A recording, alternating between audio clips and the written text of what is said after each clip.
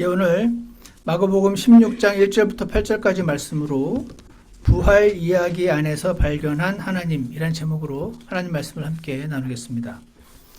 제가 이번에 구글로 찾아봤더니 올해 유대인들의 그 6월절 무교절 기간이 지난주 4월 5일 수요일부터 돌아오는 목요일 4월 13일에 끝난다라고 기록이 되어 있더라고요.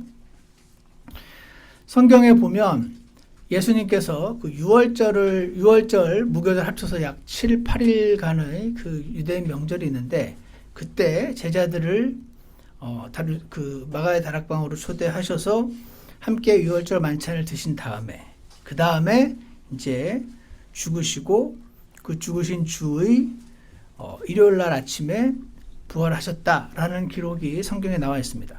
그래서 아주 초기부터 기독교의 초기부터 기독교인들은 이맘때 예수님 부활하신 날을 기념하면서 지켜왔었습니다.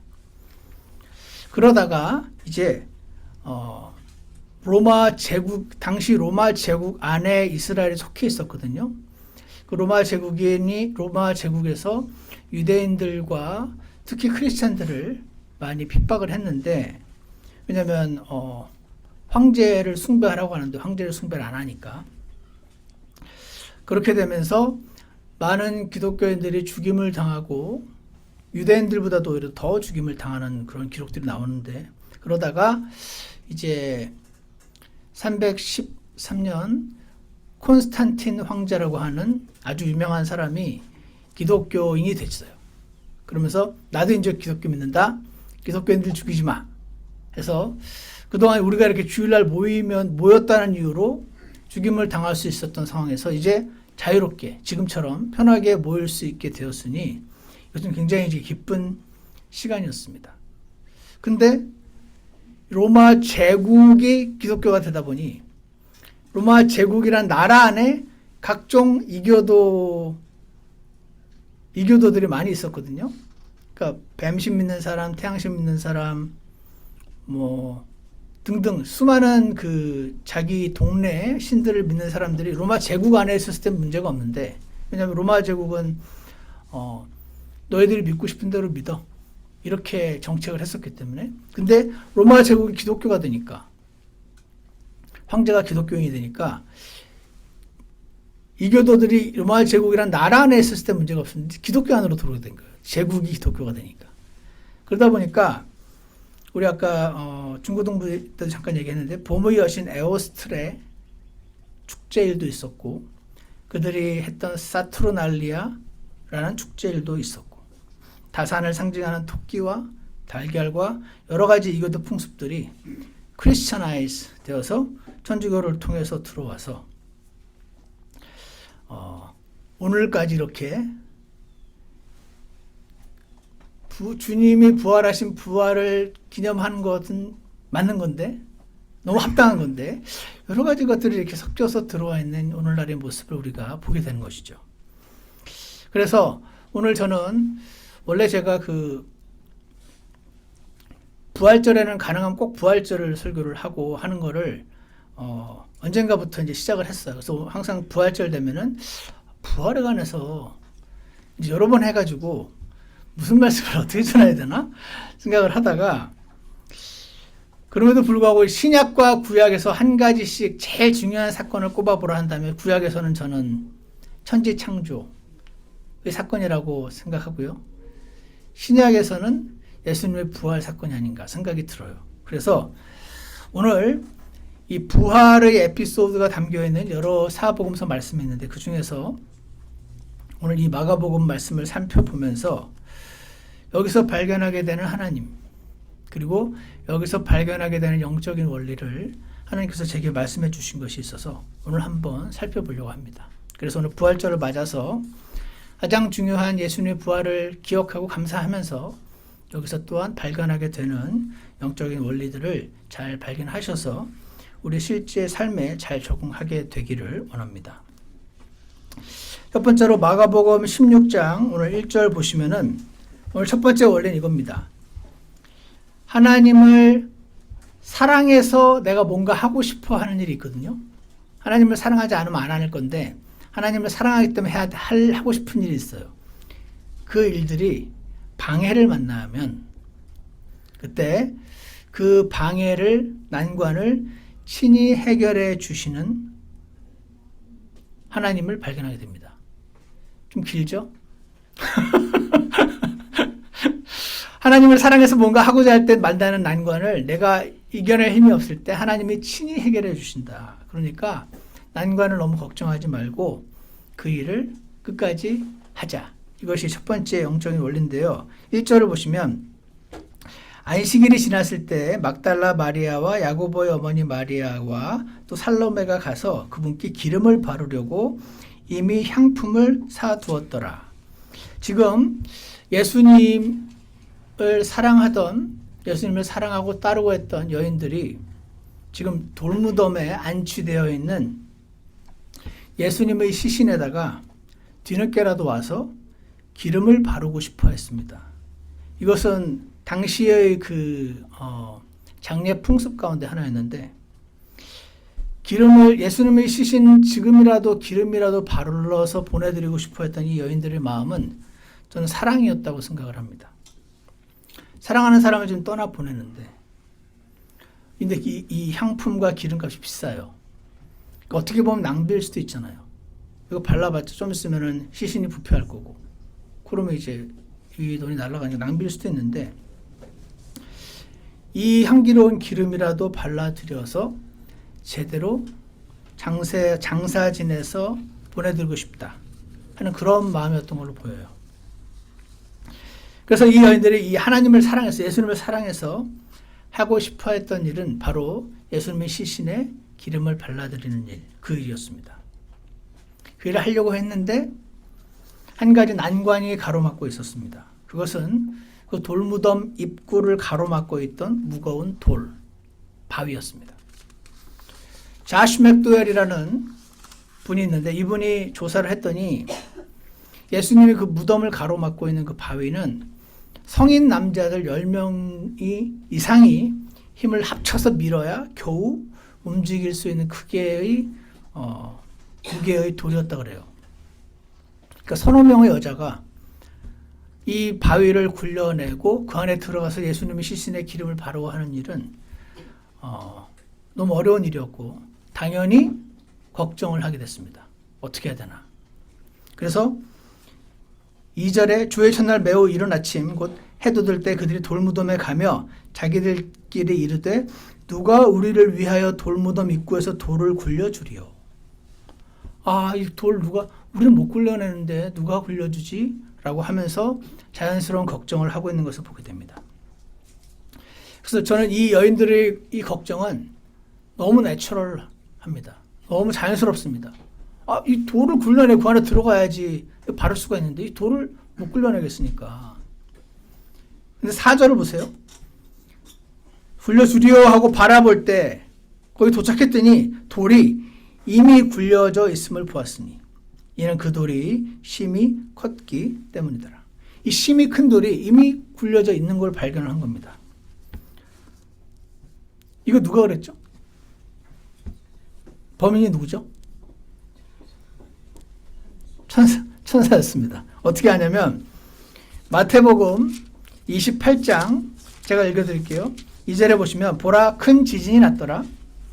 이는 주의 천사가 하늘로부터 내려와서는 그 입구에서 돌을 뒤로 굴려내고 그 위에 앉았기 때문이더라 라고 마태복음 28장 2절에서 천사가 와서 돌을 휙 집어 던져버린 장면을 묘사가 되어 있습니다. 여기 마태복음 28장 2절에서 몇 가지 단어를 제가 주목을 해드리면 큰 지진이 났어요. 천사가 왔어요. 그리고 휙 집어던졌어요.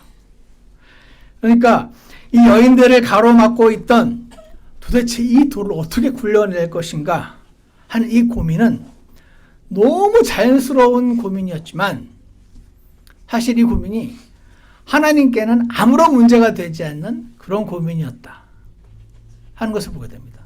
어떻게 했습니까? 지진을 일으켜서 땅을 움직이고 천사를 보내서 집어 던지면 되니까. 하나님께는 너무 쉽네? 나한테는 너무 어려운데.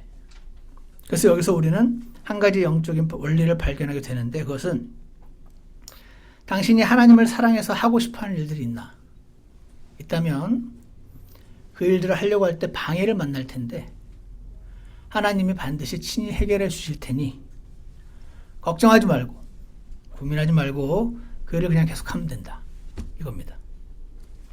제가 이 영적인 원리를 조금 경험한 적이 있어요. 예전에 제 나이 28살 때 제 직장 동료가 저에게 복음을 전해줬다고 제가 여러 번 말씀드렸죠. 제가 그 삼성물산 본관 그 뒤에 있는 식당에서 구원을 받았는데, 그때 제가 깨달은 놀라운 사실은 이거였습니다. 죄인들이 자기 죄 때문에 지옥 가는 게 아니네. 자기 죄가 용서된 걸 몰라서 지옥 가네. 와, 미쳤네 하는 생각이 들었습니다.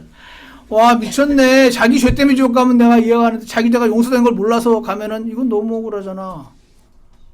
그래서 사람들 알려주러 다니는 거구나. 근데 왜 지금까지 내가 무려 28년을 살았는데 아무도 내 교회 다니는 친구들이 나한테 야, 서충아, 네 죄 용서됐어, 예수님 보혈로. 이거 왜 아무도 안 얘기해줬지? 난 해줘야지 해가지고 나가서 이제 제가 얘기해주기 시작했습니다. 그러니까 본인이 믿고 안 믿고 본인 선택이잖아요. 제가 어떻게 믿게 만들 수는 없잖아요. 근데 얘기까지 해줄 수 있잖아요. 안 믿을까봐 얘기 안 해주는 건 안 되잖아요. 안 믿고 믿고는 본인 선택이고 나는 얘기를까지 해줘야지. 그래서 복음을 전하기 시작했는데 아무도 안 받아들이더라고요. 아무도 안 받아들이고 여기저기서 서충원이 미쳤다. 이단에 빠졌다. 애가 얌전해 보이는데 요즘 완전 또라이다. 라는 말이 들리기 시작을 했습니다. 저는 저대로 너무 답답한 겁니다. 왜 안 믿지? 이 쉬운 거 왜 안 믿지? 그러다가 나는 왜 이렇게 설득력이 없지? 나는 왜 이렇게 영향력이 없지? 하나님이 원하신다고 생각을 했습니다. 하나님이 원하셔서 이 복음을 전달해 주면 되는데 하나님이 너 사랑해서 너 대신 죽으셨어. 네 죄를 다 용서하셨어. 와, 이건 나 몰랐는데 너 이제 알려주니까 너 믿어라. 이거 전달만 해주면 된다고 생각해서 전달을 하는데 아무도 안 믿고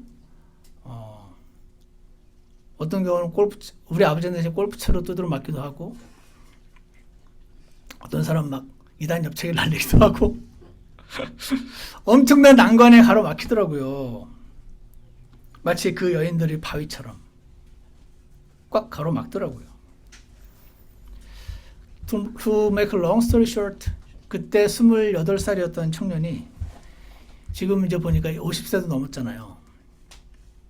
그 지난 세월을 돌이켜보니까 이 바위를 하나님 치워주셨네 하는 생각이 들더라고요.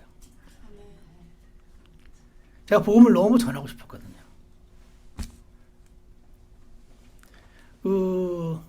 하나님을 사랑해서 시작한 일이었거든요.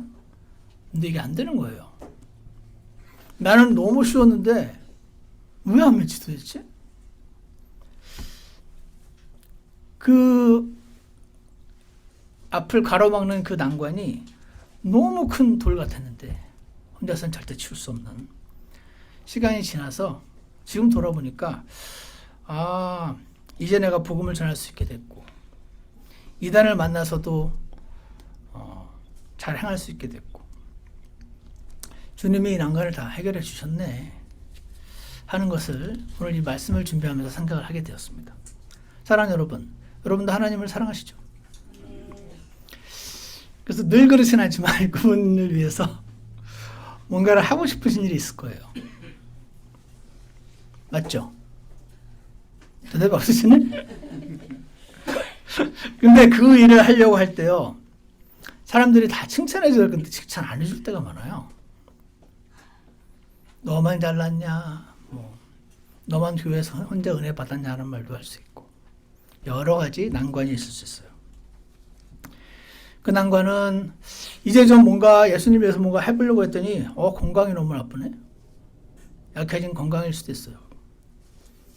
아니면 나는 진짜 순수한 마음으로 전해주고 싶었는데 오해하고 비방하는 사람일 수도 있어요.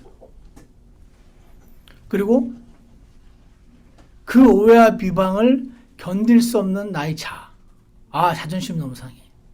내가 해주면 칭찬은 못 해줄 망정 이러면 안 되지 하는 생각. 이게 뭡니까? 이게 나의 자존심입니다. 나의 자아. 이 자아가 예수님을 죽인 존재거든요. 혹은 나의 무능력함이 너무 커서, 나의 영향력 없음이 너무 커서 아무도 안 듣네. 이거 어떻게 키우지? 이거 하루아침에 안 커지잖아요. 혹은 다른 사람의 시선. 이거 굉장히 커요. 제가 예전에 그 시청 앞으로 이렇게 다니면 그 시청 앞에서 항상 그 찌라시 주는 아줌마들이 있었어요. 그분 시간당 얼마 받으시고 나눠준 것 같았어요. 그 아줌마들도 이렇게 쳐다보지도 않고, 나도 쳐다보지도 않고 지나다니고. 내가 그 나눠주는 사람을 그렇게 경멸하는 눈으로 쳐다봤는데, 내가 이제 복음을 전도지를 주는데 사람들이 나를 그 찌라시 월 25% 무슨 이자 이거 있잖아요. 이런 거 있잖아요. 이거 나눠주는 아줌마랑 이 생명의 복음을 전달해주는 저랑 똑같이 쳐다보네. 나 이런 취급을 내가 왜 받아야 되지? 하는 다른 사람의 시선. 이것도 우리로 하여금 하나님을 사랑해서 뭔가 하고 싶을 때 그 일을 가로막는 난관일 수 있더라고요. 혹은 경제적인 어려움. 당장 지금 먹고 살기도 너무 힘든데 어떻게 하나님을 사랑해서 뭔가 일을 하고 싶을 때 일을 할 수가 있겠습니까? 그래서 우리의 삶을 보면은 하나님의 이제 은혜를 입고 나면, 하나님의 사랑을 조금 알게 되면,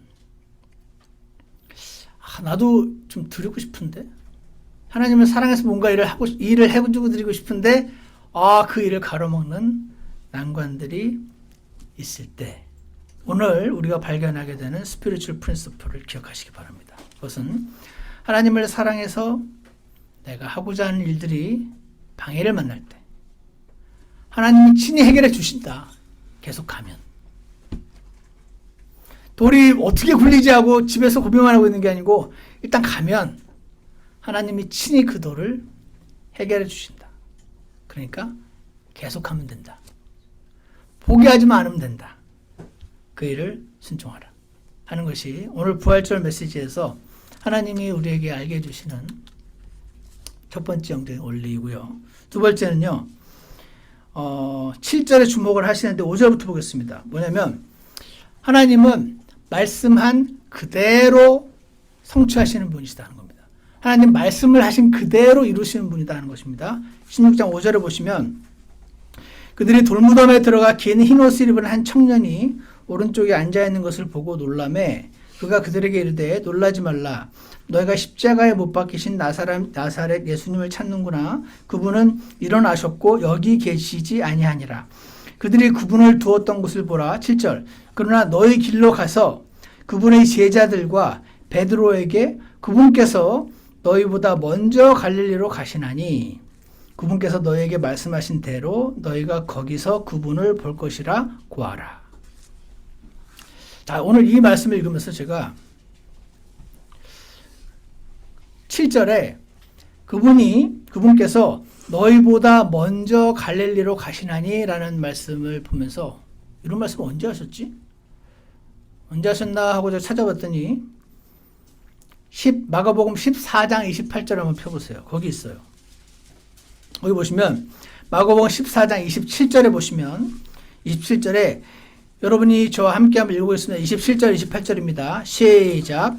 예수님께서 이밤에 너희가 다 너희가 실족하리라. 이렇게인가 내가 목자를 치리니 양들이 도망하리라. 그러나 내가 일어난 뒤에 너희보다 먼저 갈릴리로 가리라 하시니라. 여기 있네요. 그죠? 예수님이 너희들 다 나 때문에 실족할 거야. 왜냐하면 성경에 내가 목자를 치면 양들이 흩어질 거라고 돼 있어. 그렇지만 내가 일어난 뒤에 다시 부활하고 나서 너희보다 먼저 갈릴리로 가 있을게. 거기서 보자 한 겁니다. 자, 오늘 2023년 오늘 우리 시점에서 보면은 너무 쉬워요. 바로 앞에 있잖아요, 지금. 내가 일어난 뒤에 갈릴리에서 만나자라고 약속 장소를 좀 정하신 겁니다. 근데 이 말을 제자들은요, 안 믿었습니다. 왜 안 믿었을까요? 예수님이 목자를 친단 말은 목자를 죽인다는 뜻이니까 예수님이 목자니까 내가 죽을 거야 라는 말을 할 때도 안 믿었습니다. 예수님이 왜 죽어? 그 다음에 내가 일어난 뒤에 이것도 예수님이 죽은 다음에 내가 부활할 거야 라는 말을 한 거거든요. 이것도 안 믿었습니다. 그러니까 이거 앞에 두 개를 안 믿으니까 일어난 뒤에 갈릴리에서 만나자 하는 거 이건 뭔 소리야 하고 그냥 듣자마자 사라져 버렸습니다. 그런데 어떻습니까? 예수님은 이렇게 말씀하신 그대로 한 글자도 안 틀리고 그대로 죽고 그대로 부활하고 갈릴리로 가셨다 라고 성경에 기록된 것을 우리가 보잖아요. 그래서 여기서 알 수 있는 또 하나의 스피리추얼 프린시플은 하나님의 말씀은 말씀하시면 그대로 되는 거구나. 그대로 친다 그러면 침을 당할 것이고 일어난다고 됐으니까 일어나는 거고 갈릴리로 갈 거라면 갈릴리로 가면 되는 거구나. 그냥 말씀하시면 그대로 성취되는구나 하는 원리를 발견할 수가 있습니다. 자, 그런데 여기에 제가 그 마가복음 14장에 있는 목자를 치리니 이 부분을 한번 찾아봤어요. 이 부분이 성경 어디 있나 찾아봤더니 스가랴서에 있어요. 다 같이 스가랴서 구약 성경 학계 스가랴 말라기니까 제일 끝부분에 스가랴서 13장을 한번 펴주세요. 스가랴서 13장에 보시면 7절에 있습니다. 7절을 한번 저와 같이 읽어보시겠습니다. 7절입니다. 스가랴서 13장 7절 시작. 만군의 주가 말하노라. 오카라 깨어서 내 목자 곧 내 동료인 그 남자를 치라. 목자를 치라. 그리하면 양들이 흩어지리니 내가 내 손을 돌이켜 작은 자들 위에 두리라. 여기 있죠. 이 스가랴서가 언제 기록되냐면 BC 700년 BC 700년이 이사야서고 약 BC 500년 그 무렵에 기록이 됐어요. 왜냐하면 525년에 예루살렘이 다시 완성이 되니까. 그러니까 BC 500년 그 무렵에 기록이 됐단 말은 예수님이 태어나시기 전 500년 전에 기록했다는 뜻이에요. 그러니까 지금이 2022년이니까 500년 전이면 언제죠? 1500년대. 임진왜란이 1592년이니까. 그러니까 임진왜란 때 기록한 말씀이 지금 이루어지는 거예요. 짧은 기간 아니잖아요. 스가랴서 13장에 만군의 주가 말하는 오 카라. 칼은 뭔가 하나님을 대적하는 존재를 상징적으로 표현한 거겠죠. 카라 깨어서 내 목자. 지금 여호와 하나님이 자신의 목자래요. 누군가를 가리켜서. 여호와 하나님이 그러면서 내 동료래요. 내 동료인. 여호와 하나님이 자기 동료인데 그는 나의 목자야. 그 동료인 그 남자를 쳐라.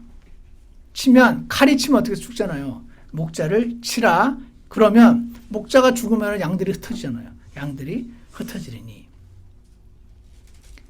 내가 내 손을 돌이켜 작은 자들 위에 두리라. 이 BC 500년에 기록해 놓으신 스가랴를 통해 기록하신 이 말씀을 예수님이 거기에 그 목자가 나야. 내가 치라 해서 침을 당한 그 죽는 사람이 나야. 그 말 좀 하시는 거예요. 여기 내 동료인 그 남자를 치라라고 할 때 영어로 the man, 그 남자가 the man이에요. the man이라고 할 때 일반적으로 히브리어에서 ish라는 단어를 써요. 그 ish 하면 man이에요. 근데 여기서는 다른 단어를 썼어요. geber라고 하는 단어. 이 단어는 남자 중에서도 strongman을 뜻하는 단어래요. 그래서 내 동료인 그 남자를 칠 때 그 남자는 아주 strongman이라는 거를 말씀해 주시면서 내 동료라고 할 때 영어로 that is my fellow라고 되어 있어요. my fellow, 내 동료. 리오 주다라는 사람은 somebody who is co-equal with me, co-equal with me. 나와 co-equal한 존재. 아버지 하나님과 co-equal한 존재를 치래요. 드웨트라는 학자는 the man my equal. 그러니까 아버지 하나님이 나와 동등한 존재가 있는데 걔를 쳐. 여기서 두 가지 사실이 드러나죠. 뭐냐면 메시아는 오면 죽게 돼 있구나.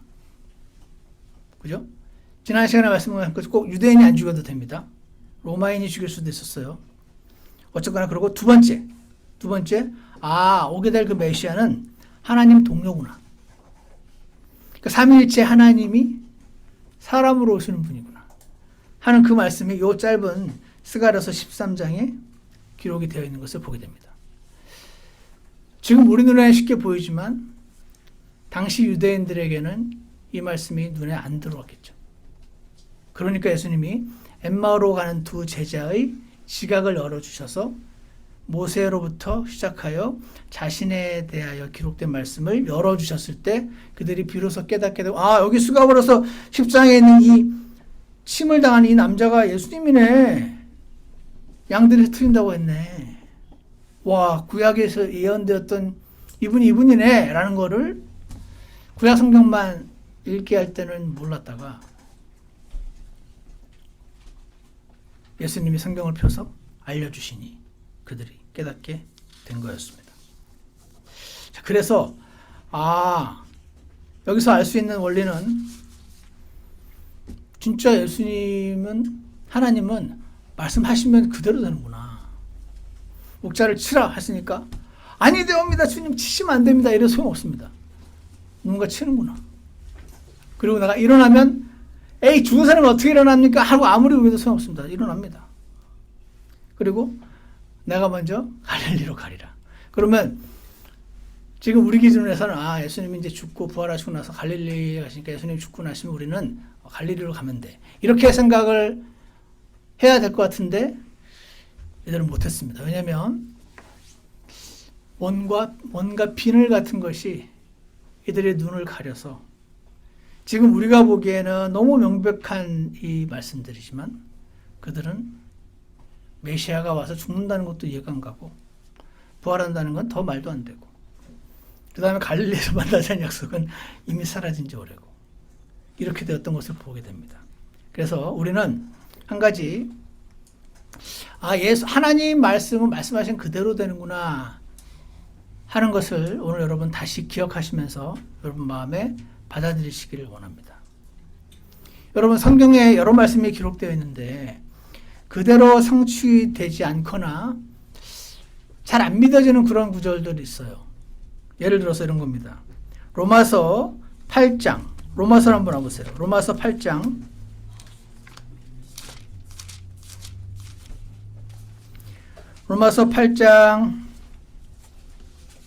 32절에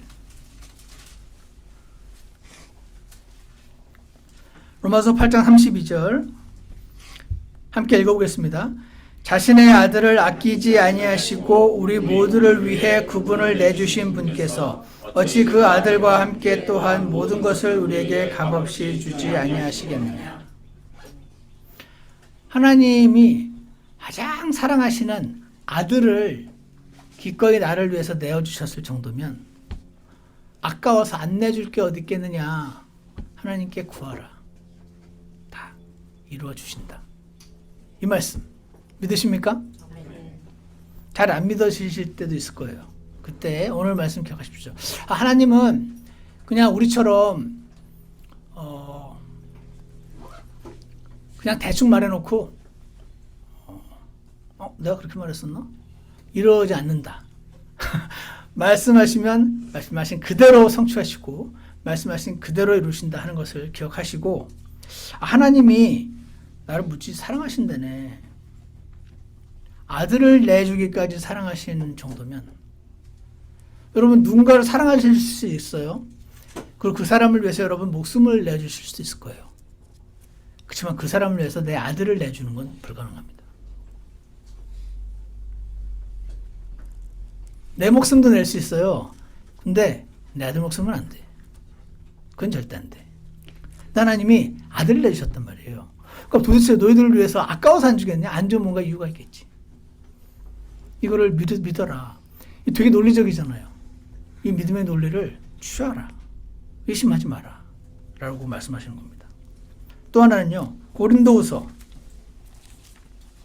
4장 17절.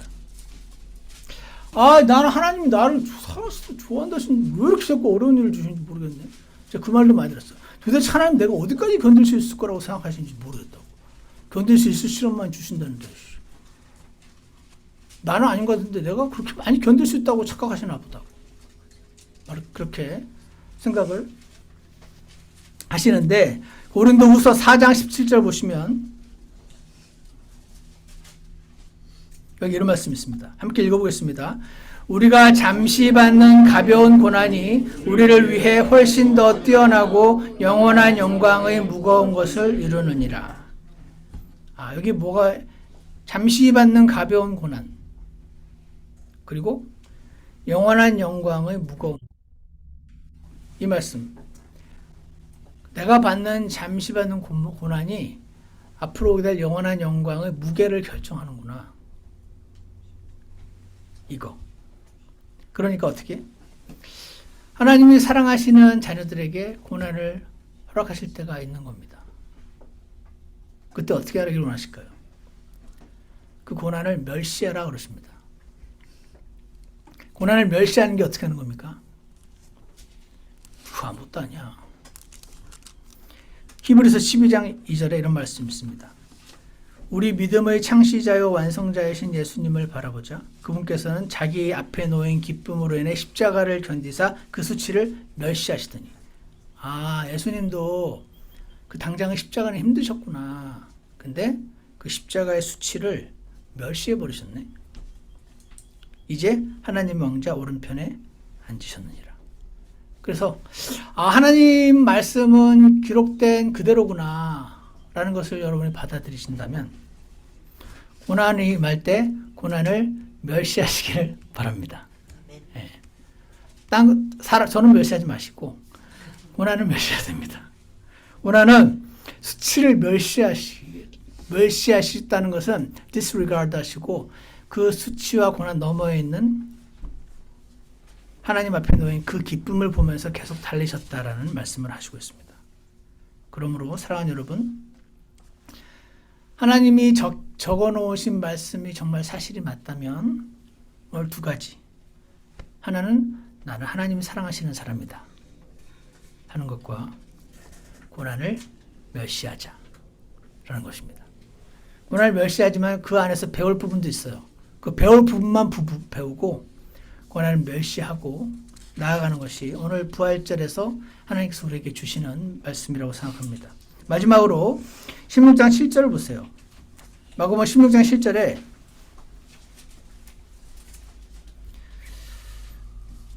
어떤 말씀이 있냐면 한번 같이 읽어보겠습니다. 시작. 그러나 너희 길로 가서 그분의 제자들과 베드로에게 그분께서 너희보다 먼저 갈릴리로 가시나니 그분께서 너에게 말씀하신 대로 너희가 거기서 그분을 볼 것이라고 구하라 하니라. 여기에 어떤 거가 나와 있냐면요.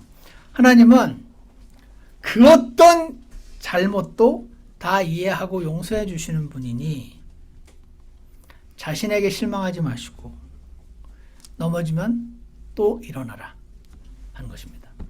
하나님은 나의 그 어떤 잘못도 다 아시고 이해하시고 용서해 주는 분이시니 여러분 자신에게 실망하지 마시고 또 일어나서 주님을 따라가라 하는 것입니다. 왜 그러냐면요. 거기에 베드로에게가 나와요. 두 번째 줄에 보이세요? 너희 길로 가서 그분의 제자들과 베드로에게. 그러니까 그분의 제자들에게만 말해도 돼요. 왜냐하면 그 12제자 안에 베드로가 있잖아요.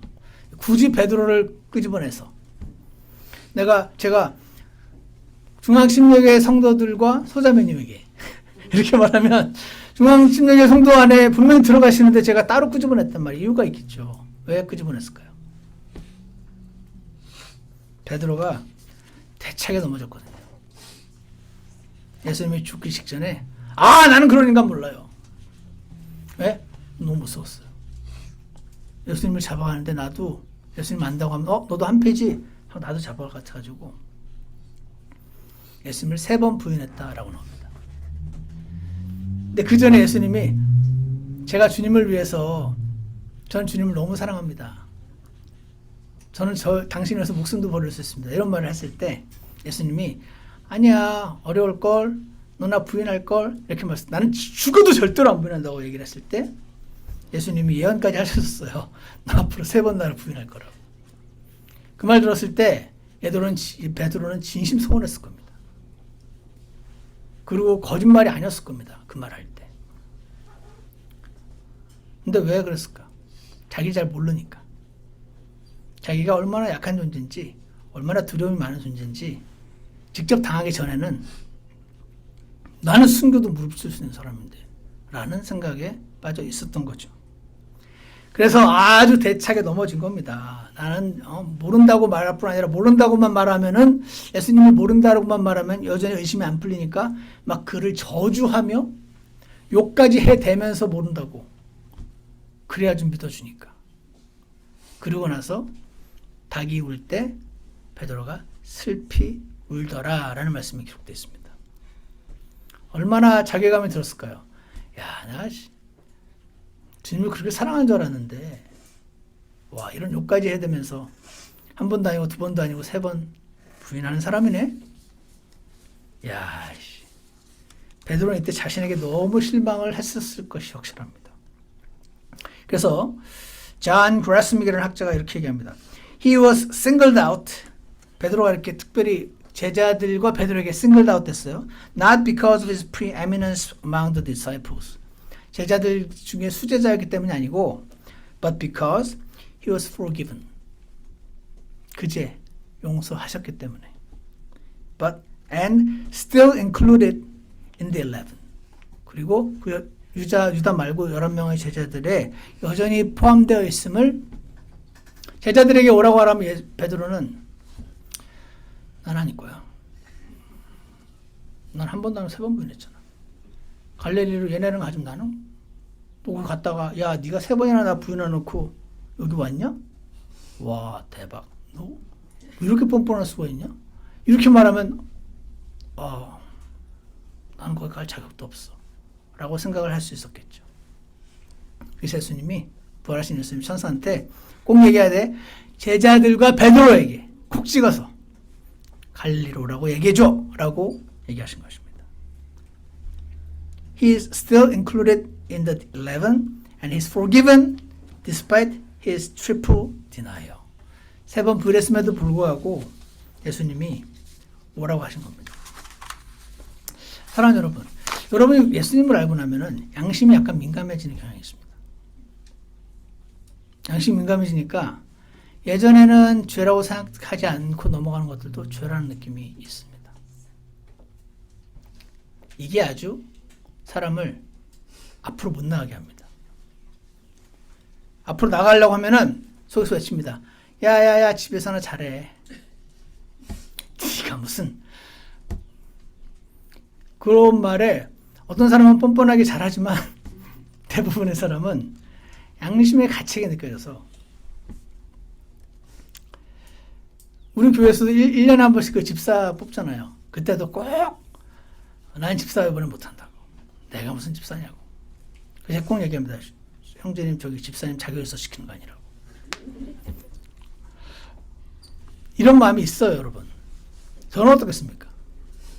야 주일날 말은 잘하네. 네가 무슨 정직하면 너 오늘 설교하지 말아야지. 이런 말도 막 속에서 들리는 것 같습니다. 이게 뭡니까? 이 베드로가 예수님을 3번 부인했습니다. 한 번도 아니고 저주까지 하면서. 근데 보통 제자가 아니었습니다. 제자들 중에 제자요 수제자라고 누구나 알고 있었던 사람입니다. 그러니까 본인이 순교 정도는 해줘야 이렇게 사람들에게 창피하지 않을 것 같은데 순교는커녕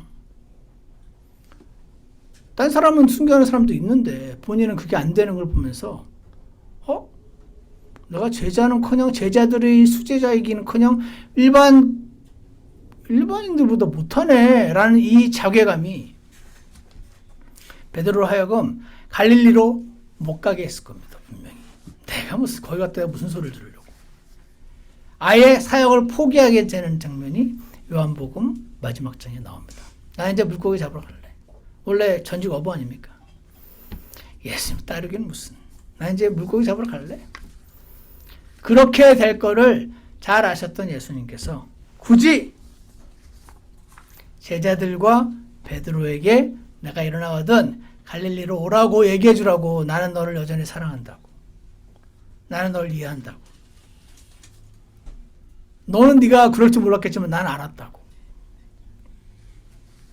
그래서 잠언 24장 16절에 의인은 7번 넘어질더라도 다시 일어나려니와 사악한 자는 넘어져서 해악에 빠지리라는 말씀이 나옵니다.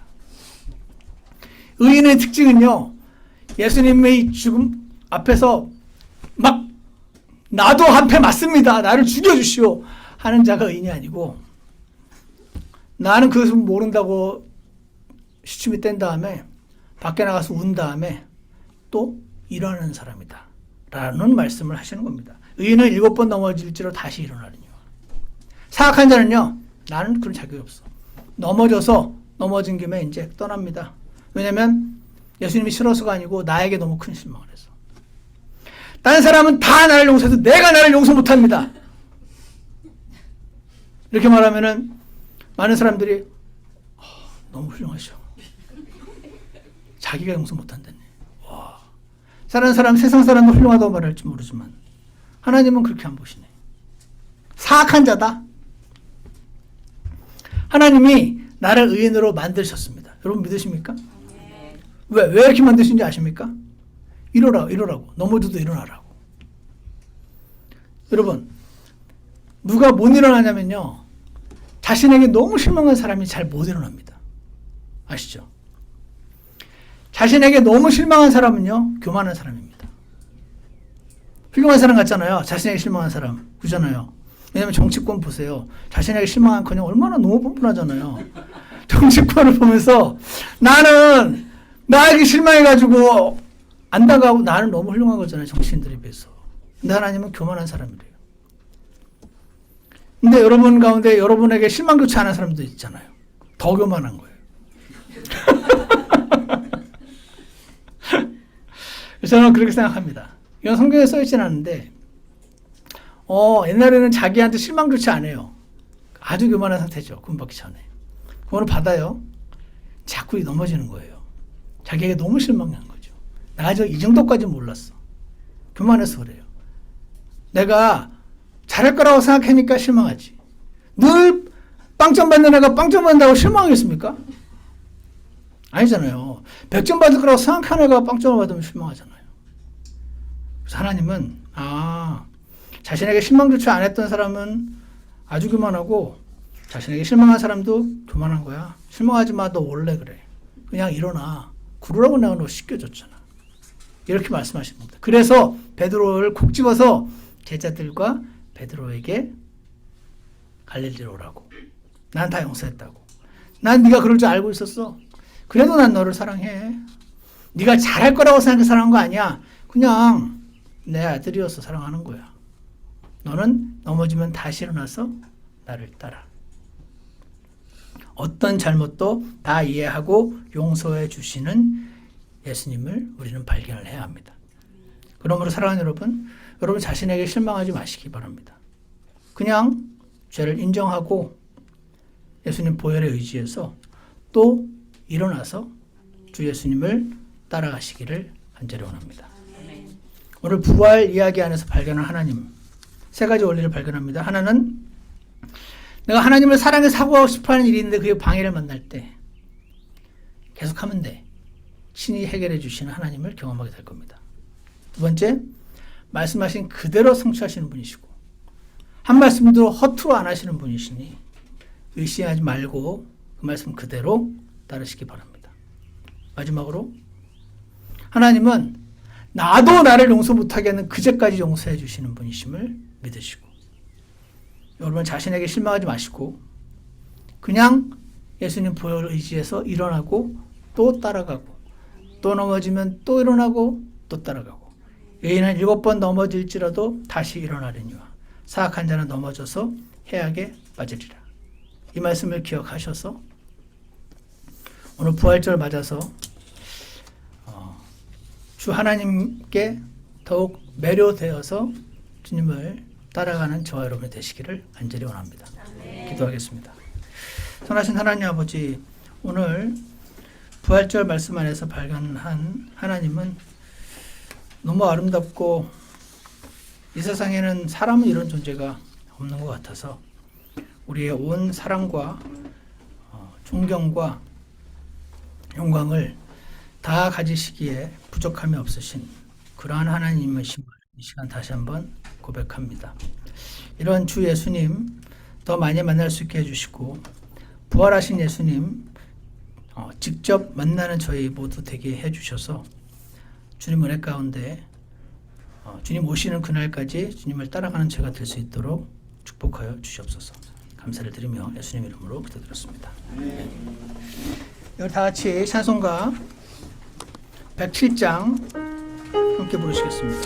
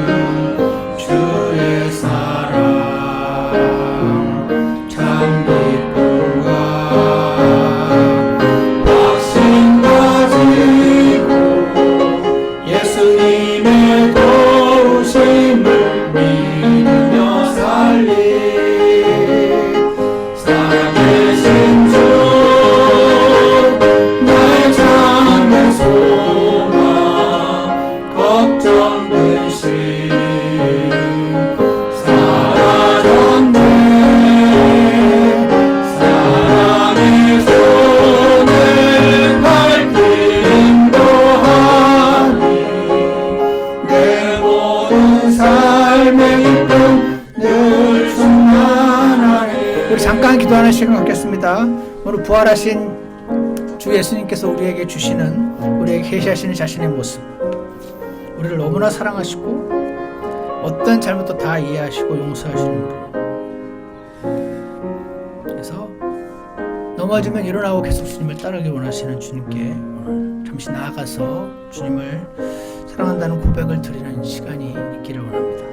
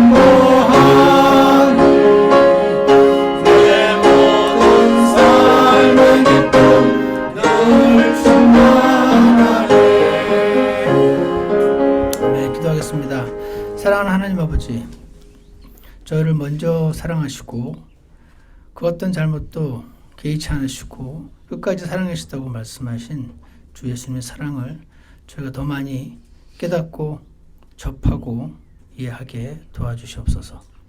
저희를 사랑하셔서 자신의 아들을 내주시기를 사랑하시고 그리고 그분을 죄 없는 그분을 사망에 붙들고 있을 수 없어서 다시 부활하시고 그 모든 말씀 미리 예언해 놓으시고 오늘 열린 마음으로 하나님 말씀을 듣는 자들이 예수님을 믿을 수 있도록 길을 열어놓으신 것을 기억하며 감사합니다. 자격도 하나도 없는데 그냥 사랑해 주신 하나님의 사랑을 지금 우리가 더 많이 깨닫게 도와주셔서 하나님의 사랑에서 하고 싶은 일들이 생길 때 그 난관이 너무 크더라도 넘어지지 않고 물러서지 않게 해주시고 끝까지 가다 보면 주님이 해결해 주신 일들을 경험하는 저희 모두가 되도록 축복하여 주시옵소서. 나를 사랑하시는 하나님을 더 많이 이해할 수 있게 도와주시고 주님을 향한 사랑이 더 많이 커질 수 있도록 저희 모두를 축복하여 주시옵소서. 예수님 이름으로 기도드렸습니다. 예배를 마치겠습니다.